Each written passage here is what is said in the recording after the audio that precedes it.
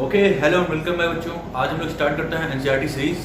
Function का NCERT series चल रहा था, एक्सरसाइज 1.1 का क्वेश्चन नंबर 10 तक हो गया था। आज हम लोग आगे बढ़ते हैं, क्वेश्चन नंबर 11 करते हैं। देखो स्क्रीन पे होगा क्वेश्चन नंबर 11 क्या बोल रहा है। So that the relation R in the set A of point in a plane given by R equal to PQ, distance of P from the origin is same as the distance of Q from the origin is an equivalence relation. Further, so that the set of all points related to a point P which is not equal to origin is the circle passing through P with origin as center. ठीक है, ये क्या बोलना चाह रहा है उसका मैं मतलब बता दूं। रिलेशन में दिया है, क्वेश्चन नंबर 11 का सोल्यूशन मैं बताने जा रहा हूँ।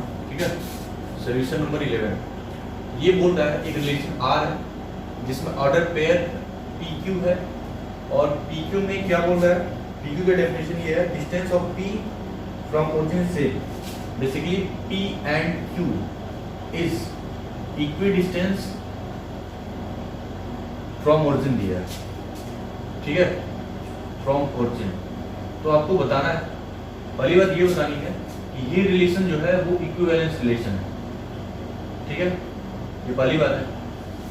आपको ये बताना है कि ये रिलेशन क्या है, इक्विवेलेंस है। सेकंड ये बताना है कि जो पॉइंट P से रिलेट करेगा, मतलब Q बहुत सारे पॉइंट हैं जो P से कनेक्टेड है और PQ का डेफिनेशन क्या है, PQ is equidistant from origin.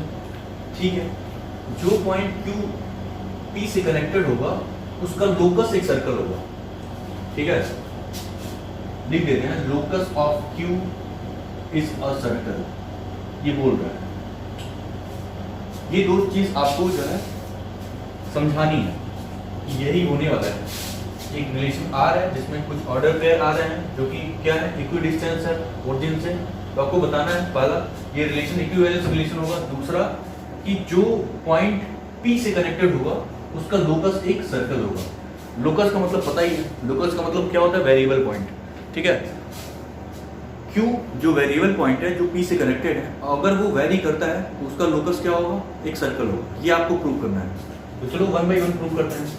पहली बात ये हमको ये प्रूव करना है कि ये जो रिलेशन है वो इक्विवेलेंस रिलेशन है। इक्विवेलेंस रिलेशन के लिए क्या चाहिए, पहला रिफ्लेक्सिव होना चाहिए। तो रिफ्लेक्सिव के लिए आपको क्या दिखाना है कि हर पॉइंट अपने आप से कनेक्टेड है। तो ठीक है, आपको पता है क्या P से कनेक्टेड होगा बाय द रिलेशन R। जब भी दो ऑर्डर पेयर या दो पेयर, जब भी पेयर ऑफ एलिमेंट आपस में कनेक्टेड होंगे उसका डेफिनेशन क्या होगा, ये दोनों पॉइंट ओरिजिन से इक्वल डिस्टेंस पे होंगे। ये रिलेशन का डेफिनेशन है। आपको पता है कि P मान लो यहाँ पे है P। ठीक है, ये रहा आपका ओरिजिन। दोनों पॉइंट क्या है, P मतलब एक दूसरे पे कोइंसाइड कर रहे हैं। दोनों पॉइंट क्या है, सेम ही पॉइंट है। तो क्या ये ओरिजिन से एक डिस्टेंस पे नहीं होंगे? ओरिजिन से जो डिस्टेंस होगा क्या वो सेम नहीं होगा? एक ही पॉइंट का ओरिजिन से डिस्टेंस क्या होगा, हमेशा सेम होगा। इसका मतलब ये है कि P कनेक्टेड होगा R से। देन आप बोल सकते हो R इज रिफ्लेक्सिव। ठीक है, सेकंड आपको दिखाना है सिमेट्री। तो सिमेट्री में क्या दिखाना रहता है, अगर PQ दो पॉइंट कनेक्टेड है by the relation R, then QP भी कनेक्टेड होना चाहिए उसी रिलेशन से। तो यहाँ पे देख लो, मान लो P एक पॉइंट यहाँ पे है, Q एक पॉइंट यहाँ पे और ओरिजिन यहाँ पे है आपका। ठीक है, तो अगर P से ओरिजिन का डिस्टेंस ये है, Q से ओरिजिन का डिस्टेंस ये है और ये दोनों आपस में इक्वल है। PQ अगर R से कनेक्टेड है, इसका मतलब PQ का ओरिजिन से डिस्टेंस क्या होगा, इक्वी डिस्टेंस होगा। तो अगर इस पॉइंट को मैं Q बोल देता हूँ, इस पॉइंट को मैं P बोल देता हूँ, तो क्या डिस्टेंस बदल जाएगा? बिल्कुल नहीं। इसका मतलब QP भी R से कनेक्टेड होगा बाय द रिलेशन R। ठीक है, इतनी बातें भी समझ में आ रही हैं। अब तीसरा ट्रांजिटिव। तो ट्रांजिटिव दिखाने के लिए क्या दिखाना पड़ता है, दो ऑर्डर पेयर लेना पड़ता है। पहला आप ले लो PQ कनेक्टेड है R से, एंड दूसरा हम लेना चाह रहे हैं PQ हो गया, QS ले लो, QS कनेक्टेड है R से। देन क्या PS कनेक्टेड होगा R से? बिल्कुल, PS कनेक्टेड होगा R से। क्यों ऐसा होगा? क्योंकि आप खुद सोचो, फिर वही लॉजिक, मान लो ये P है, ये Q है और ये दोनों आपस में कनेक्टेड है, मतलब ये रहा ओरिजिन, ओरिजिन से ये इक्वल डिस्टेंस पे है, मतलब ये डिस्टेंस और ये डिस्टेंस इक्वल है। ठीक है, एक और पॉइंट ले लो जिसका नाम S है, जिसका नाम क्या है S है, और आपसे ये बोला जा रहा है कि P का ओरिजिन से डिस्टेंस और S का ओरिजिन से डिस्टेंस ये दोनों सेम है, मतलब ये इसके बराबर है, तो ये इसके बराबर, ये इसके बराबर, तो क्या ये इसके बराबर नहीं हुआ? ऑब्वियसली Q जो है S से कनेक्टेड हो जाएगा। तो यहाँ पे आप बोल सकते हो P Q से कनेक्टेड था, Q S से कनेक्टेड था, P Q से कनेक्टेड था और Q S से कनेक्टेड था, मतलब P का ओरिजिन से डिस्टेंस Q का ओरिजिन से डिस्टेंस सेम था, ये दोनों आपस में इक्वल थे। ठीक है, और ये दोनों आपस में इक्वल है, तो क्या ये दोनों आपस में इक्वल होंगे? ऑब्वियसली ये सारा डिस्टेंस आपस में सेम होगा, इसका मतलब ये जो फैक्ट है आपने लिखा है वो ट्रू है। तो अगर ये ट्रू है तो आप बोल सकते हो R is transitive also, transitive also. अगर ये ट्रांजिटिव है, रिफ्लेक्सिव है, सिमेट्रिक है, तो आप बोल सकते हो R is an equivalence relation, equivalence relation. ठीक है, एक और चीज, तो पहला पॉइंट तो आप ये प्रूफ हो गया। ठीक है, दूसरा पॉइंट क्या है? दूसरा पॉइंट ये बोल रहा है कि locus of Q is a circle. इसको इरेज करके हम यही बता देते हैं आपको, locus of Q is a circle. Locus of Q का मतलब क्या है? P को अपनी जगह पे फिक्स कर दिया, Q को वेरी कर रहा है। ठीक है, Q आपस में वेरी कर रहा है, वेरी करने के बाद Q कुछ भी हो सकता है, कोई भी पॉइंट हो सकता है, लेकिन P फिक्स है। इसका मतलब ये है कि अगर मैंने ओरिजिन को लोकेट किया, जैसे मान लो ये ओरिजिन है आपका, ये पॉइंट ये आपका क्या है? ओरिजिन है, और मैंने P को फिक्स कर लिया, P को फिक्स कर लिया, तो अगर P फिक्स है तो मान लेते हैं कि एक पल के लिए ओरिजिन से P का डिस्टेंस 5 यूनिट है। अब P के रिस्पेक्ट में कोई भी अगर पॉइंट हम लेंगे, चाहे आप Q लो, चाहे आप S लो, चाहे आप T लो, इन सब की खास बात क्या होगी? इन सब की खास बात ये होगी, ये ओरिजिन से क्या डिस्टेंस मेजर करेंगे?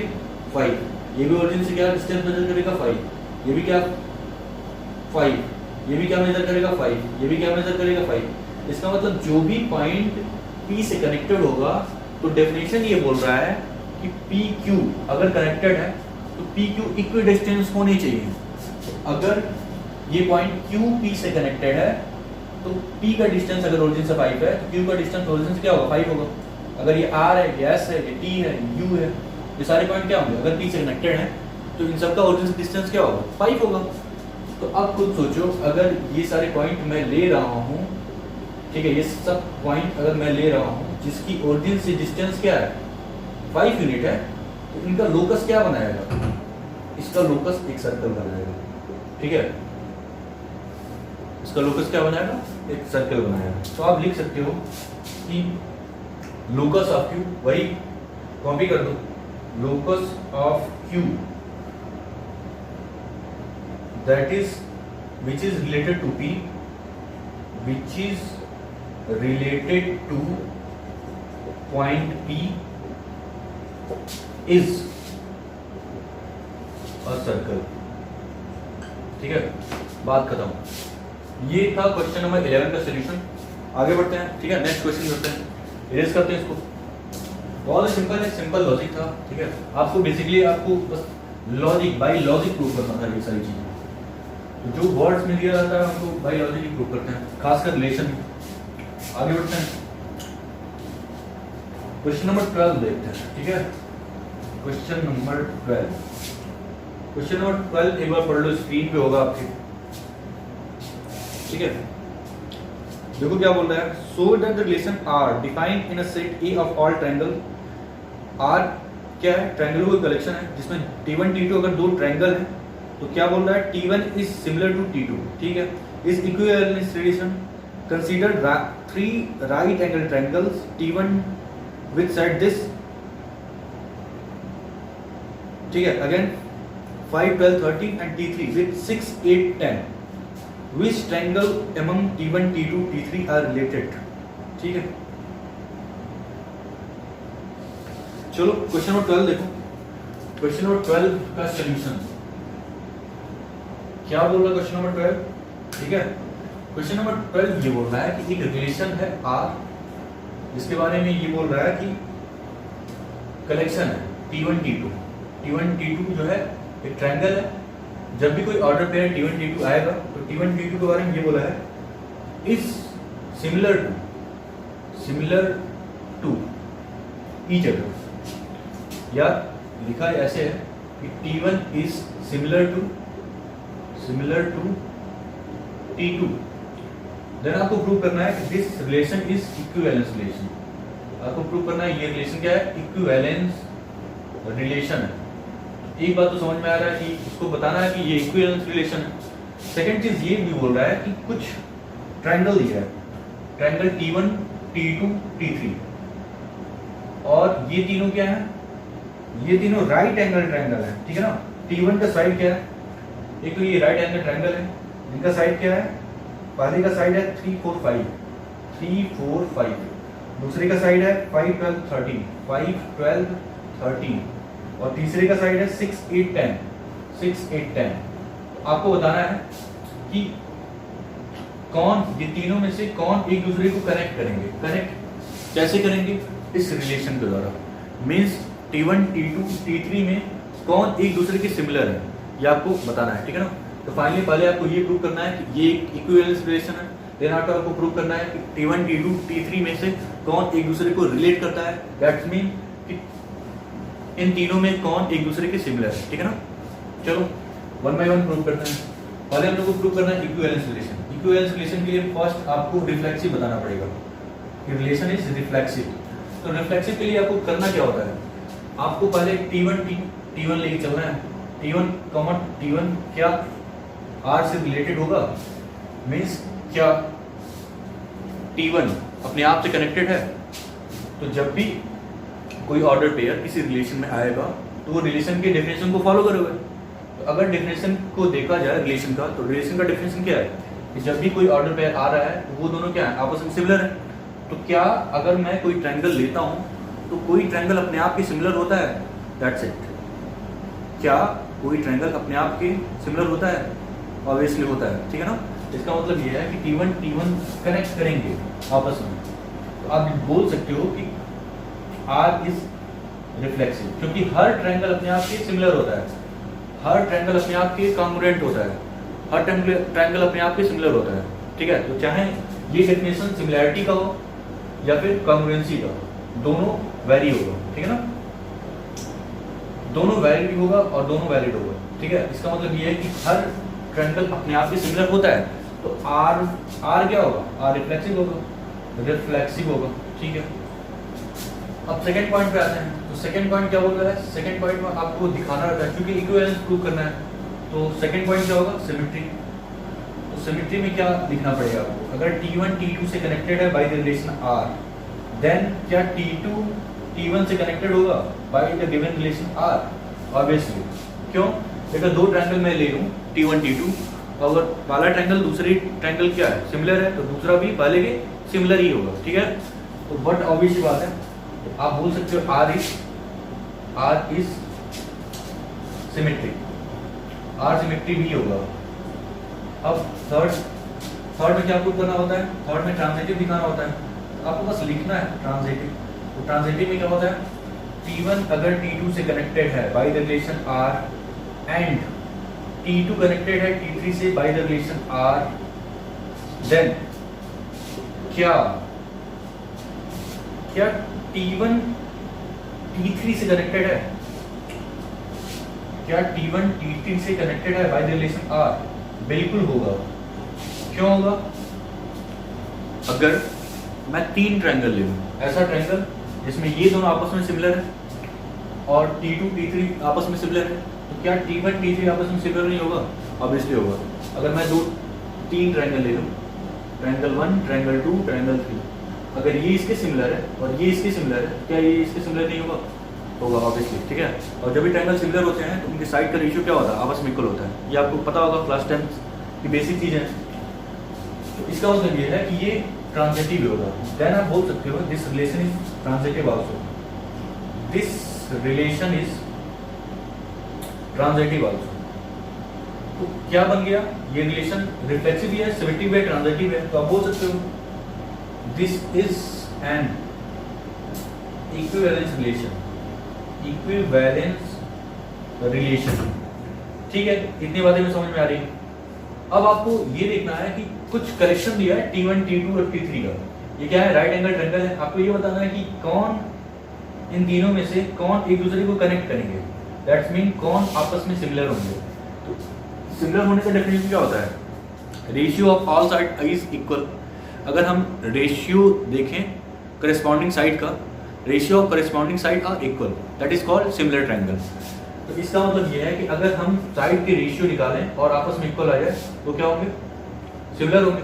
तो देख लो भाई, 3 का डबल होता है 6, T1 T3 को देखो, 3 का डबल होता है 6, 4 का डबल होता है 8, 5 का डबल होता है 10। तो इसका रेशियो 1/2, इसका रेशियो 1/2, इसका ratio 1/2।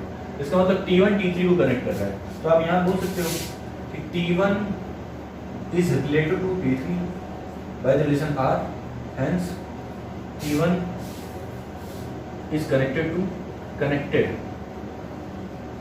T3. That means T1 is similar to T3। बस यही बताना था।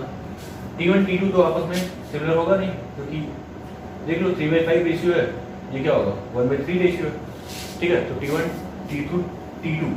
T1 T2 जो आपस में सिमिलर नहीं है। T1 T3 T2 भी देख लो, ये भी नहीं है, 5/6 है, ये रेशियो क्या होगा 3/2, तो ये भी नहीं, ठीक है। हो गया क्वेश्चन। अगला क्वेश्चन देखते हैं, ये भी आसान था, आपको जज करना था ट्रायंगल आपस में सिमिलर है कि नहीं। नेक्स्ट क्वेश्चन,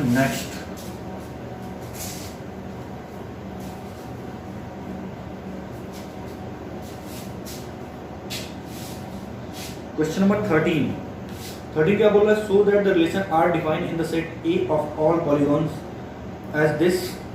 कुछ दिया है P1 P2, जिनके बारे में ये बोला है कि P1 P2 have same number of sides is an equivalence relation. What is the set of all element in A related to the right angle triangle T with side 3, 4, 5, ठीक है। चलो मैं बता देता हूँ, ठीक है ना। सोल्यूशन देखो 13 का, तो 13 के सोल्यूशन में आर दिया है एक रिलेशन, जिसका डेफिनेशन पार्ट में ये बोल रहा है कि जब भी P1 और P2 एक दूसरे को कनेक्ट कर रहे हैं तो क्या होना चाहिए, P1 and P2 have same number of sides, ठीक है। और आपको पता होना चाहिए कि जो भी R में ऑर्डर पेयर आ रहे हैं वो क्या होंगे, दे आर पॉलीगॉन्स,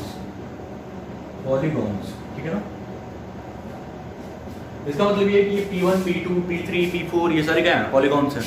तो जब भी रिलेशन का डेफिनेशन ये है कि जब भी दो ऑर्डर पेयर कनेक्ट होगा एक दूसरे से, तो रिलेशन क्या बोलता है कि ये दोनों आपस में तभी कनेक्टेड होंगे जब उनके पास सेम नंबर ऑफ साइड होंगे, ठीक है।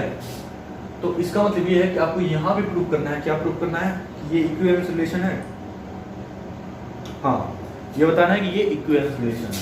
तो फर्स्ट आपको क्या बताना है, ये इक्विवेलेंस रिलेशन है। तो देखो इक्विवेलेंस के लिए सेम लॉजिक, जल्दी करो, पहले रिफ्लेक्सिव, ठीक है। तो रिफ्लेक्सिव में क्या दिखाना होगा, P1 से कनेक्टेड है बाय द रिलेशन R। तो आपको पता है कि P1 से कनेक्टेड होगा, तो रिलेशन का डेफिनेशन क्या बोल रहा है कि P1 P2 have same number of side. तो अगर P1 कोई भी पॉलीगॉन है, मान लो कि वे ट्रायंगल है या फिर क्वाड्रिलेटरल है या फिर पेंटागन है, हेक्सागन है, कुछ भी है, ठीक है। तो अगर P1 मान लो एक ट्रायंगल है, तो यहाँ भी P1 है, तो ये भी एक ट्रायंगल होगा, ठीक है। ट्रायंगल के पास क्या होगा, 3 साइड होगा, इन दोनों के पास नंबर ऑफ साइड क्या है, सेम है। इसका मतलब P1 से कनेक्टेड होगा बाय द रिलेशन R। तो यहाँ पे आप बोल सकते हो कि R इज रिफ्लेक्सिव, ठीक है, क्योंकि दोनों सेम पॉलीगॉन है। तो अगर ये ट्रायंगल हुआ तो दोनों के पास 3 साइड, अगर ये क्वाड्रिलेटरल हुआ तो दोनों के पास 4 साइड, अगर ये पेंटागन हुआ दोनों के पास 5 साइड। इसका मतलब ये है कि हर पॉलीगॉन अपने आप से कनेक्टेड होगा, क्योंकि उसमें क्या है, जब भी P1 P2 से कनेक्टेड होगा, P1 P1 से कनेक्टेड होगा तो नंबर ऑफ साइड क्या होंगे, सेम होंगे। ये R बोल रहा है तो P1 P1 से कनेक्टेड होगा, क्योंकि अगर किसी भी टाइप का ये पॉलीगॉन हुआ तो नंबर ऑफ साइड क्या होंगे, सेम होंगे, क्योंकि दोनों एक ही है। ठीक है, आगे बढ़ते हैं। दूसरा क्या है, सिमेट्री। तो सिमेट्री में क्या बोलना होता है, सिमेट्री में बोलना होता है अगर P1 P2 से कनेक्टेड है by the relation R, then P2 भी P1 से कनेक्टेड होना चाहिए बाय द रिलेशन R। तो आपको बोलना है कि R क्या होगा, R जो है सिमेट्रिक होगा। खुद सोचो आप कि अगर दो पॉलीगॉन है, ठीक है, दो पॉलीगॉन P1 और P2 है, तो अगर ये R से कनेक्टेड है, इसका मतलब क्या है, इन दोनों के पास नंबर ऑफ साइड क्या है, सेम है। इन दोनों के पास नंबर ऑफ साइड क्या है, सेम है।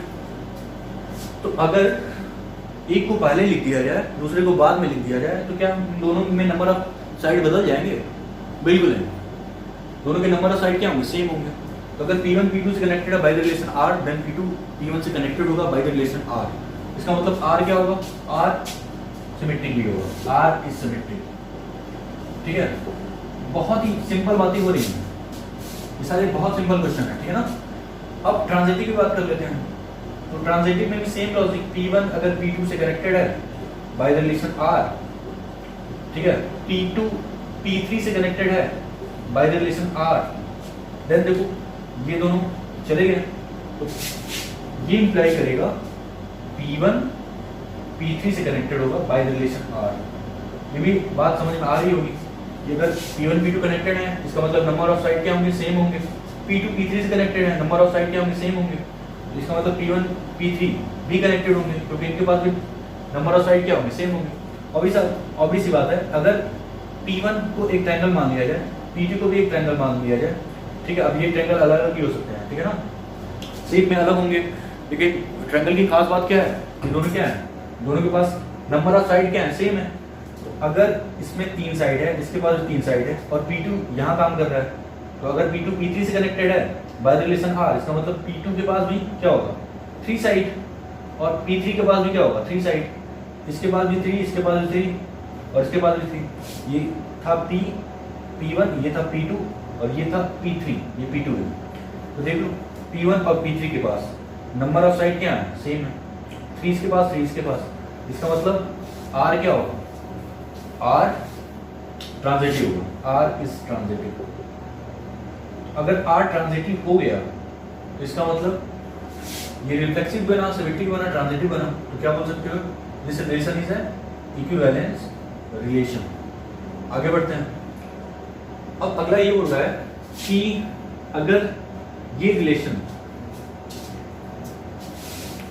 है जहां पे P1 P2 अगर कनेक्टेड है, तो दोनों के पास नंबर ऑफ साइड क्या होंगे, सेम होंगे। तो आगे क्वेश्चन में बोल रहा है, क्या बोल रहा है, what is the set of all element in A related to right angle triangle T with side 3, 4, 5।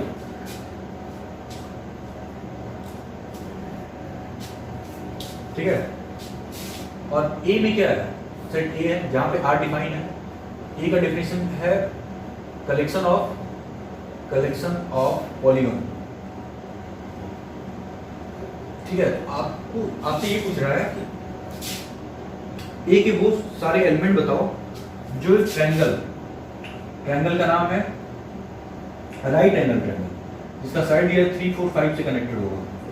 ठीक है, सेट ए में क्या है, कलेक्शन ऑफ ऑल पॉलीगॉन, मतलब वो ट्रायंगल भी हो सकता है, क्वाड्रिलेटरल भी हो सकता है, और भी हो सकता है अलग अलग पॉलीगॉन, पेंटागन, हेक्सागन, ठीक है ना।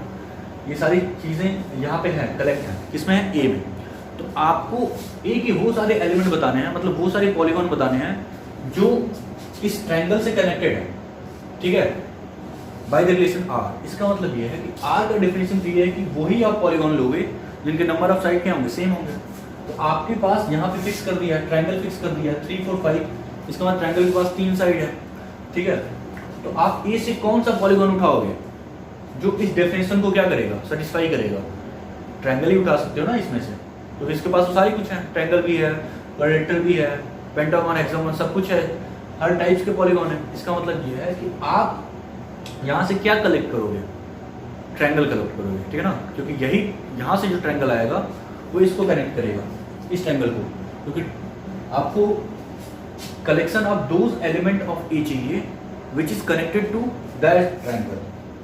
ठीक है, तो इसका मतलब यहाँ से आप क्या उठाने वाले हो, सेट ए से ट्रायंगल उठाने वाले हो, क्योंकि आप अगर सेट से ट्रायंगल उठाओ और ये तो ट्रायंगल है ही, तब ये दोनों आपस में कनेक्टेड हो जाएंगे। ठीक है ना, दोनों के पास नंबर ऑफ साइड क्या होंगे, सेम होंगे। इसके पास 3 साइड होंगे, यहाँ से जब परिमाण उठाओगे उसके पास साइड क्या होंगे, 3 होंगे। तो इसका मतलब आप देख सकते हो कि the element of A which is connected to triangle, right angle triangle कौन सा, विथ साइड 3, 4, 5 पहले ब्रैकेट के अंदर लिखो, is all triangle related to set A. ठीक है, बस इतना ही लिखना था। आगे बढ़ते हैं। ठीक है ना, अगला क्वेश्चन, क्वेश्चन नंबर 13 था, बाय लॉजिक देखना था। इस एक्सरसाइज में कुछ बचा ही नहीं है। ठीक है ना, बस आपको लिख देना है, ये ऐसे सिमेट्रिक होगा, ये ऐसे रिफ्लेक्सिव होगा, ये ऐसे ट्रांजिटिव बनेगा। ठीक है ना, क्वेश्चन नंबर 14 देखो। ठीक है, स्क्रीन पे देखो 14, क्वेश्चन नंबर 14 में क्या बोल रहा है, 14 ये बोल रहा है, late L be the set of all lines in xy plane and R be a relation in L defined as R का definition दिया है। L1 L2 जब भी आएंगे तो L1 is parallel to L2 so that R is an equivalence relation, find the set of all lines related to the line this। ठीक है, ये भी सेम लॉजिक पे, कुछ नहीं दिया, सब बकवास क्वेश्चन है। 14 का सोल्यूशन। ठीक है, R क्या है, लाइनों का कनेक्शन है। L1 एक लाइन है, L2 एक लाइन है, जब ये कनेक्ट होंगे तो इसका डेफिनेशन दिया है L1 पैरेलल होगा L2 के, ये रिलेशन बोल रहा है। ठीक है ना, आपको बताना है कि ये रिलेशन क्या होगा, ये रिलेशन इक्विवेलेंस रिलेशन होगा, पहली बात। ठीक है, और आपको collection of all, second question है कलेक्शन ऑफ ऑल लाइन बताने हैं विच इज पैरेलल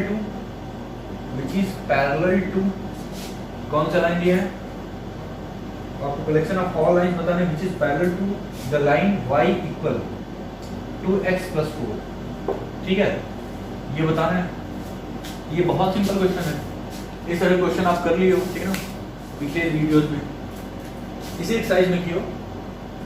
फर्स्ट आपको बताना है, फर्स्ट इक्विवेलेंस के लिए क्या चाहिए, पहले रिफ्लेक्सिव चाहिए, तो रिफ्लेक्सिव के लिए L1 से कनेक्ट होना चाहिए bye the relation R।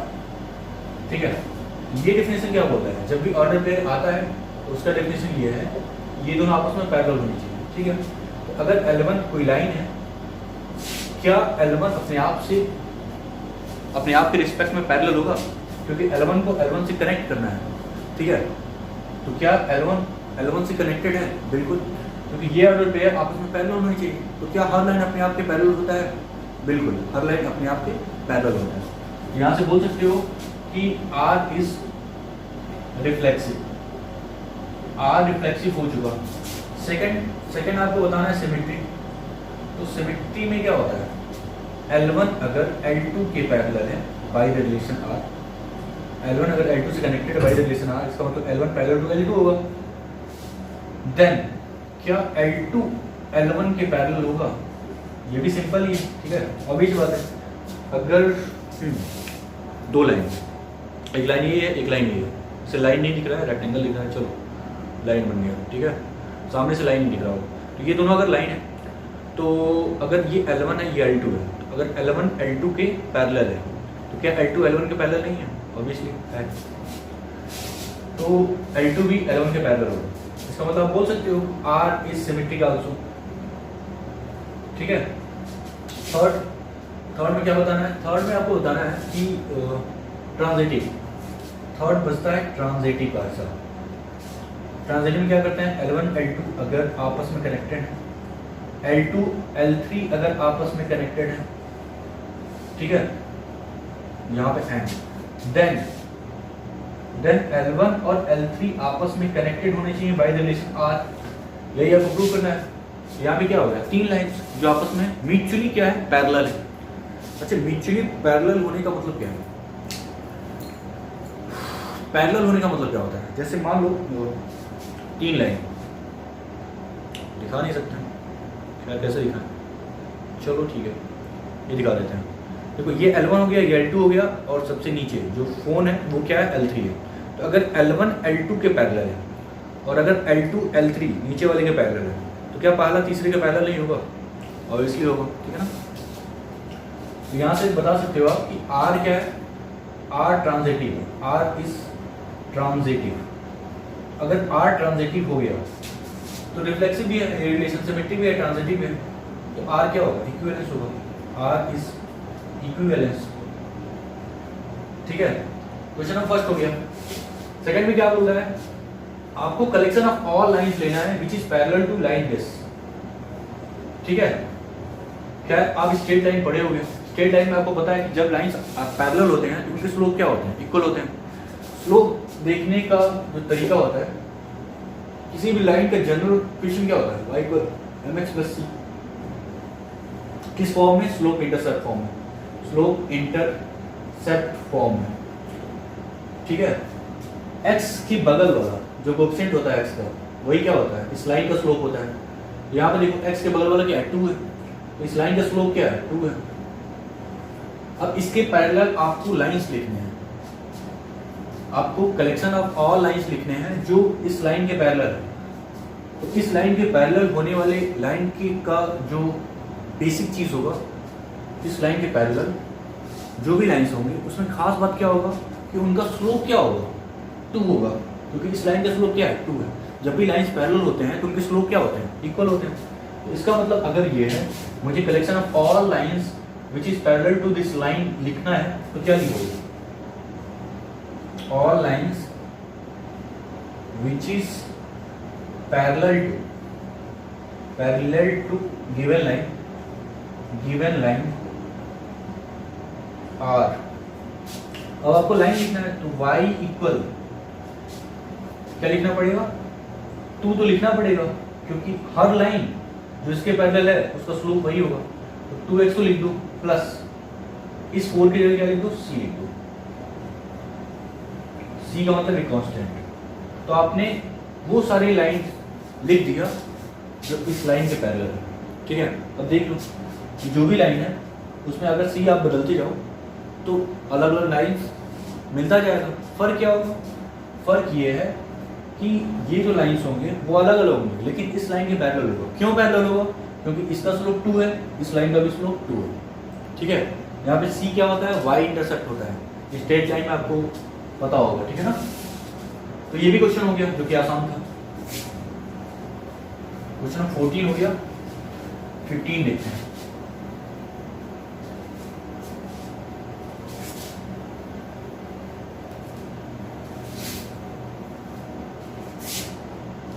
Question number 15 screen पे देखो। 15 क्या बोल रहा है, late R be the relation in the set this given by this। कुछ ऑप्शन दिए हैं, आपको बताना है कि ये किस प्रकार के मतलब आंसर को मैच करेगा, ठीक है। तो सेट है, सेट दिया है जिसका नाम ए ही ले लेते हैं। क्वेश्चन नंबर 15 है, 15 का सॉल्यूशन है। तो ए के नाम पे क्या दिया, 1 2 3 4, ठीक है। और रिलेशन है जिसमें कुछ ऑर्डर पेयर दिए हैं। ये तो सबसे आसान क्वेश्चन है, 1 2 2 2 1 1 4 4 1 3 3 3 एंड 3 2, ठीक है। आपको गिवन ऑप्शन में से ऑप्शन चूज करना है कि कौन सा ऑप्शन जो है करेक्ट होगा, ठीक है। मुझे करेक्ट होने या ना होने से क्या फर्क पड़ता है, मैं तो दिखा दूंगा, ठीक है। ये रिफ्लेक्सिव बन रहा है नहीं बन रहा है, सिमेट्री बन रहा है नहीं बन रहा है, ट्रांजिटिव बन रहा है नहीं बन रहा है। तो 1 बाय 1 चेक कर लेते हैं। तो पहला रिफ्लेक्सिव देख लेते हैं। रिफ्लेक्सिव के लिए हर एलिमेंट, सेट का हर एलिमेंट अपने आप से कनेक्टेड होना चाहिए। 1 1 से कनेक्टेड होना चाहिए, है। 2 2 से कनेक्टेड होना चाहिए, कहीं है। 3 से कनेक्टेड होना चाहिए, है कहीं? है। 4 से कनेक्टेड होना चाहिए, कहीं पे है? बिल्कुल है। इसका मतलब हर एलिमेंट अपने आप से कनेक्टेड है, मतलब 1 से कनेक्टेड है, 2 से कनेक्टेड है, ठीक है, 3 से कनेक्टेड है एंड 4 से कनेक्टेड है। तो R क्या है? R is reflexive, R reflexive है, ठीक है। सेकंड सिमेट्रिक सोच लो। सिमेट्री क्या होता है? सिमेट्री में अगर ए बी आया है, रिलेशन में अगर ए बी आया तो बी ए भी आना चाहिए। 1 2 है, 2 1 है, क्या 1 2 है तो कहीं 2 1 है, कहीं 2 1 नहीं है, ठीक है ना, 2 1 नहीं है। 1 2 है, 2 1 नहीं है, इसका मतलब यहीं पे क्या सिमेट्री नहीं बन पाएगा। 1 2 है but 2 1 is not belongs to R, R is not symmetric. अब ट्रांजिटिव की बात कर लेते हैं। Third transitive. तो ट्रांजिटिव में क्या होता है? ट्रांजिटिव में अगर, अब चेक करते हैं ट्रांजिटिव के लिए। ट्रांजिटिव के लिए क्या होता है? ए बी अगर belongs to R, B C belongs to R, then A C belongs to R होना चाहिए। 1 बाई 1 देखते हैं। इस ऑर्डर पे के लिए सोचो, 1 2 आया है, 2 2 आया है, 1 2 आया है, 2 2 आया है, तो 1 2 आना चाहिए, तो 1 2 है, बिल्कुल यहीं पे है, ठीक है। इसका मतलब ये सेटिस्फाइड। 2 2 है और 2 समथिंग कुछ है ही नहीं, तो अपने आप, ठीक है। एक ऑर्डर पेयर के साथ कोई भी रिलेशन क्या होता है? ट्रांजिटिव होता है। मैंने पहले ही बताया, जब A B connected to R होगा, B C connected to R होगा, देन ए सी की बात करेंगे। अगर सिंगल एलिमेंट है, single order pair A B, तो अपने आप में क्या होगा? ट्रांजिटिव होगा, ठीक है। याद रखना, मैंने पहले भी बताया था। चलो 1 1 चेक करते हैं। 1 1 है, फिर 1 2 है, 1 1 है, फिर 1 2 है, तो 1 2 आना चाहिए, 1 2 है, ये भी 2 है। 4 4 के लिए चेक करो, 4 4 है तो 4 समथिंग नहीं है, अपने आप ही सिंगल है, ये भी क्या होगा? ट्रांजिटिव बनाएगा। 1 3 है, फिर 3 3 है, 1 3 है, 3 3 है, तो 1 3 होना चाहिए, 1 3 तो यहीं पे है, इसका मतलब ये भी करेक्ट हो गया। 3 3 के लिए चेक करो, 3 3 है, फिर 3 2 है, 3 3 है और 3 2 है, 3 2 आना चाहिए, 3 2 यहीं पे है। इसका मतलब ये है कि ये ट्रांजिटिव ही है। This relation is transitive, this relation is transitive also, ठीक है। तो दिस रिलेशन इज, आपने एक एक ऑर्डर पेयर को लेके चेक कर लिया और पाया दिस रिलेशन इज ट्रांजिटिव। अगर ये ट्रांजिटिव है तो क्या क्या बन पाया? रिफ्लेक्सिव है, ट्रांजिटिव है, बट सिमेट्रिक नहीं है। तो ऑप्शन देख लो, ठीक है। ऑप्शन देख लेते हैं, तो ऑप्शन कौन सा सर करेक्ट है? पहला है आर रिफ्लेक्सिव है, सिमेट्रिक भी हुआ है, ठीक है ना, पहला इनकरेक्ट है। बी वाला क्या है? बी वाला ऑप्शन जो है, बी वाला R is reflexive and transitive but not symmetric, ठीक है, बी वाला करेक्ट है। Option B is right option, option B जो है करेक्ट है, क्योंकि ये रिलेशन क्या है? रिफ्लेक्सिव है, ट्रांजिटिव है, बट सिमेट्रिक नहीं है, ठीक है। Option B is right option. Last question देखो, बहुत सिंपल है, क्वेश्चन नंबर 16, एक्सरसाइज 1.1 का लास्ट प्रॉब्लम।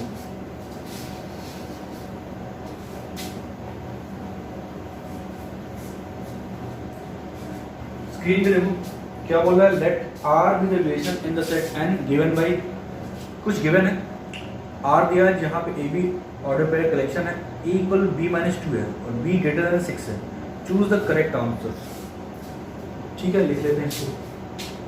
आर जो है रिलेशन है defined on N, R is defined on N, ठीक है। आर जो रिलेशन है वो नेचुरल नंबर पे डिफाइंड है, ठीक है।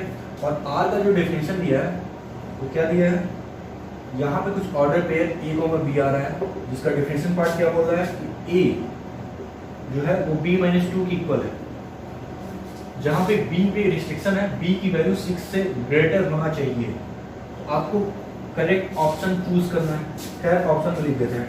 ऑप्शन ए है 2 4 रिलेटेड टू r है, option B is 3 8 related to r है, ऑप्शन सी क्या बोल रहा है 6 8 रिलेटेड टू r है, और option D 8 7 related to r है, ठीक है ना। आपको ये सब बताना है। तो एक बात तो कंफर्म है कि b जो है बी वो 6 से ग्रेटर है, 6 से ग्रेटर है। ये ऑप्शन तो वैसे ही गलत हो गया क्योंकि बी क्या है 4 है, यहाँ पे बी क्या है 6 से ग्रेटर लेना है, लेकिन बी की जगह क्या है 4 है, ये तो वैसे ही गड़बड़ हो गया, ऑप्शन एक गलत हो गया। अब यहाँ पे बी 8 है, यहाँ पे बी 8 है, यहाँ पे 7 है, इसका मतलब इन दोनों में से कुछ भी हो सकता है। तो अब 1 बाई 1 चेक करते हैं, ठीक है। बी की वैल्यू अगर 6 से ग्रेटर लेना है तो 7 रखोगे, ठीक है। अब क्या रख सकते हो, बी के पास ऑप्शन क्या है, बी 7 हो सकता है, बी 8 हो सकता है, बी 9 हो सकता है, बी 10 हो सकता है एंड सो ऑन। क्योंकि बी कहाँ से होगा, बी नेचुरल नंबर से बिलोंग करेगा, ठीक है ना, ये नेचुरल नंबर से कनेक्ट करेगा, इसका मतलब बी नेचुरल नंबर ही हो सकता है। तो ठीक है, नेचुरल नंबर में 6 से ग्रेटर यही सारे ऑप्शन है। अब 1 बाई 1 चेक कर लो, 7 पुट करने में क्या होगा 7 माइनस 2, अगर हम बी की जगह 7 रखते हैं तो ए क्या मिलने वाला है, ए है बी माइनस 2 मतलब 7 माइनस 2, ए क्या मिलने वाला है 5, तो एक ऑर्डर पेयर 5,7 मिल गया। क्या 5,7 ऑप्शन में है, नहीं है, ठीक है, 7 का काम हो गया। अब बी की जगह क्या ले लो 8 ले लो, अगर हम बी की जगह 8 लेते हैं तो ए की वैल्यू क्या मिलने वाली है, ए बी माइनस 2 है, मतलब 8 माइनस 2 6 मिलने वाला है। तो ए की जगह 6 मिला, बी की जगह 8, 6 8 ये ऑप्शन है, ये तो नहीं है। बी की जगह 8 लेने में 3, ए क्या आया 6 आया, यह आंसर क्या है इनकरेक्ट है, यह ऑप्शन करेक्ट हो गया। यहाँ बी की जगह 7 लेने पे क्या आया था, बी की जगह 7 लेने में 5 आया था, लेकिन यहाँ पे क्या है 8 है, इसका मतलब ऑप्शन नंबर सी करेक्ट है, ठीक है। तो ये बहुत आसान क्वेश्चन था, बहुत ही ज़्यादा आसान क्वेश्चन था। तो एक्सरसाइज 1.1 खत्म हो गया, ठीक है। अब हम लोग एक्सरसाइज 1.2 करेंगे जो कि फंक्शन बेस्ड था। एक्सरसाइज 1.1 क्या था, रिलेट करता था रिलेशन को, ठीक है। तो ये एक्सरसाइज 1.1 खत्म हो चुका है। अब हम लोग आगे वाले वीडियोस में प्रोसीड करेंगे 1.2 एक्सरसाइज की तरफ, ठीक है। तब तक के लिए पढ़ते रहो, ऑल द बेस्ट, बाय।